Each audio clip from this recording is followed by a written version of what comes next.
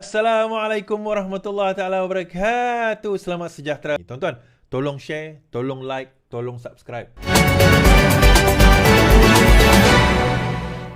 Baik, cerita pendedahan 7 orang MPPN akan lompat menyokong PMX tidak lama lagi.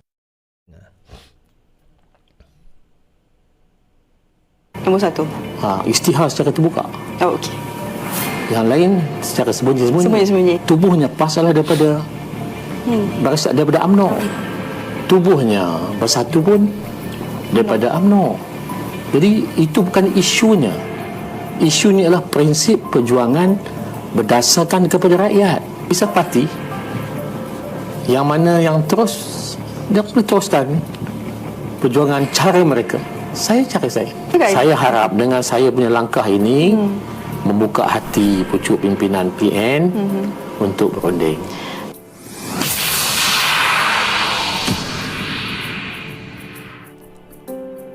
Pengkhianat dan biadab. Itu label yang dilemparkan terhadap ahli Parlimen Bukit Gantang apabila secara terbuka mengisytiharkan sokongan kepada Perdana Menteri Datuk Seri Anwar Ibrahim. Lantas, ada pihak yang menggesa beliau meletak jawatan sebagai wakil rakyat daripada Bersatu. Anda bersama saya Asma Ismail. Okey. Ini boleh tengok. Pengkhianat tak patut letak jawatan. Tuan-tuan kena ingat orang yang mengatakan pengkhianat itu dulu mengkhianati Pakatan Harapan. Ingat tak? Parti yang di mana Bukit Gantang ni lompat, parti inilah yang dulu minta Bukit Gantang lompat daripada UMNO untuk menyokong kerajaan pada waktu itu. Tuan-tuan ingat tak? Parti inilah yang dulu mengkhianati Pakatan Harapan sehingga tumbangnya kerajaan. Adakah mereka meletakkan jawatan? Tak. Sebaliknya mereka berpelukan, tangis menangisan, bertakbir, bergembira di atas kejatuhan Pakatan Harapan.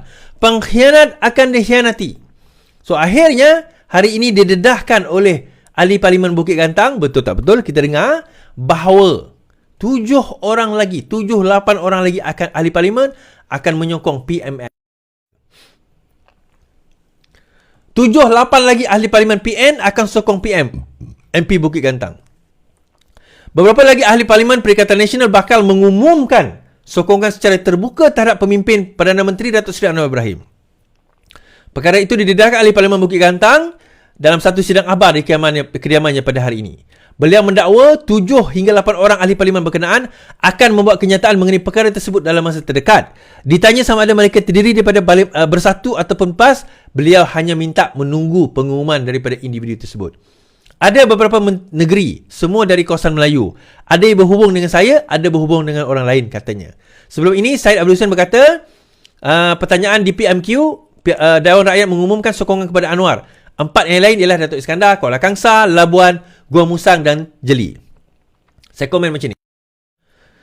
Pertama sekali, saya kata sekurang-kurangnya 3 akan melompat lagi. Yang disebut 7 atau 8, saya kata 3. Okey. 3 akan melompat lagi. Saya pada 5 dulu, saya kata betul, dah 5 melompat, 3 lagi akan melompat. Dia kata 7. Saya percaya 7 itu termasuk ahli Dewan Undangan Negeri. Tidak semuanya ahli Parlimen. Saya percaya daripada 7 itu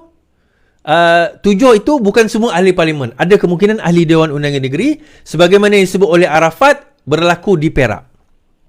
YB Arafat kata akan berlaku di Perak. Nah, daripada jumlah tersebut ada sebenarnya daripada 3 tu, kenapa saya sebut 3? Sebenarnya ada satu ni saya keempat ni saya reluctant nak kata dia akan ikut sebab dia orang PAS. Kan? Orang PAS ada is? Ya. Kalau tak,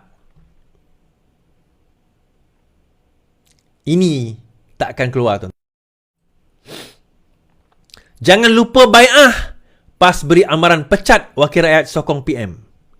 Musyidul Am PAS Hasan Jasin memberi amaran kepada wakil rakyatnya tidak melupakan bai'ah dengan parti atau mereka akan dipecat jika menyuarakan sokongan kepada PM Anwar Ibrahim. Ia susulan dakwa ahli Parlimen Bukit Gantang yang bahawa terdapat 7 atau 8 lagi ahli Parlimen Perikatan Nasional dan beberapa negeri akan menyuarakan sokongan kepada Anwar dalam masa terdekat. tanpa menyatakan daripada PAS atau Bersatu. Sudah tentu akan dipecat daripada parti. Dia tidak dikira mewakili PAS dalam parlimen, tapi kalau dibuat, dia secara automatik akan terpecat, katanya. Justru dia mengingatkan rakyat PAS, wakil rakyat PAS supaya tidak meninggalkan jamaah untuk menyokong kerajaan perpaduan. Kepada ahli berhormat, kita dah berikrar dan berbaiat atas nama Allah, maka kita bukan bertanggungjawab dengan Presiden, dengan Jawatankuasa Pusat, kita bertanggungjawab dengan Allah, katanya. Kan?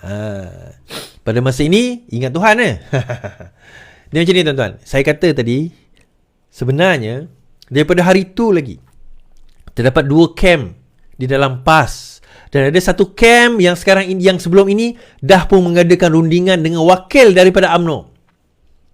Mereka kata kita tidak boleh pergi sendirian. Kita kena kerjasama sekarang. Kita kena bentuk pembaduan sekarang. Kita kena pastikan bahawa terdapat rundingan yang baik dan betul, dan kita kena bersama dengan kerajaan sebab mereka tak tahan duduk dengan PAS. Bukan tak tahan macam mana, janjinya mereka sebagai kerajaan. Tapi sampai sekarang, Muhyiddin Yassin dan Haji Hadi gagal memertai janji tersebut. Itu yang dia cuak tu. Saya takut kalau betul-betul 7-8 ada seorang 2 PAS melompat, saya takut pergi ambil nap Haji Hadi dekat hospital nanti. Kan? Ambil nap dia nanti kat hospital. 7-8 melompat, habis. Sebab sekarang ini, perkiraan mereka, kenapa kena tumbang kerajaan ini sekarang? 2 sebab. Sebab yang pertama, dana mereka semakin habis.